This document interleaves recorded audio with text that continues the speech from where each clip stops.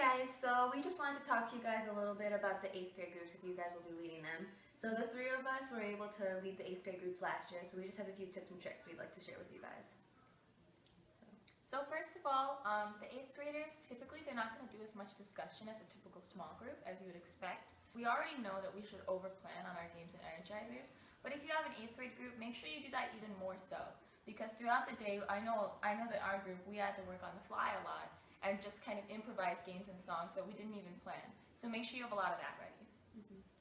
And also be prepared to have the 8th graders see you as more of a teacher than as like an equal high school student.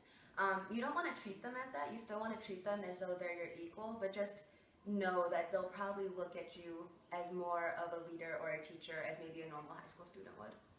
Another thing, depending on the makeup of your group, you might have a lot of kids that know each other really well. For example, all of our kids went to the same school and they were friends there.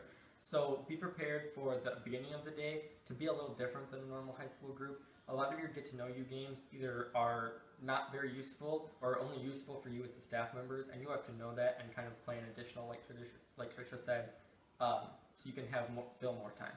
We had a lot of fun. They have a lot of energy. It's a little bit different. For example, after cross the line, normally it's a very somber time, walk back, but for some reason our kids were ready to keep play going. So many games. And so you just have to be a little prepared for that. Even us as staff, cross the line can be a little powerful for us, so can angels. And so you have to be prepared to maybe have a little different mindset, try to get in the mind of an 8th grader. You guys also might want to keep in mind, they are going to be surrounded by 150, 200 high school students, and it's probably incredibly intimidating for them. More so than even regular. Yeah, more so than the regular participants. I mean, we don't know because we were never in their shoes, but I can only imagine how they feel.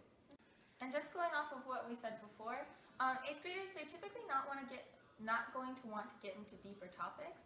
And I mean, that's okay. You shouldn't push them into having to talk about that stuff. You should encourage it. So if they seem like they're having a rough time with something, just tell them, okay, that's okay. We can back off of this conversation right now and either move on to something else or let them have like a few minutes to process their own thoughts on their own. A lot of times they're more concerned with what's high school like and more adolescent topics than anything else.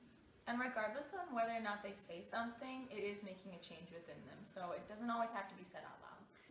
But I'm really excited for you guys, and you guys are going to have an awesome time leading those 8th graders because they're awesome. You guys will do an amazing job.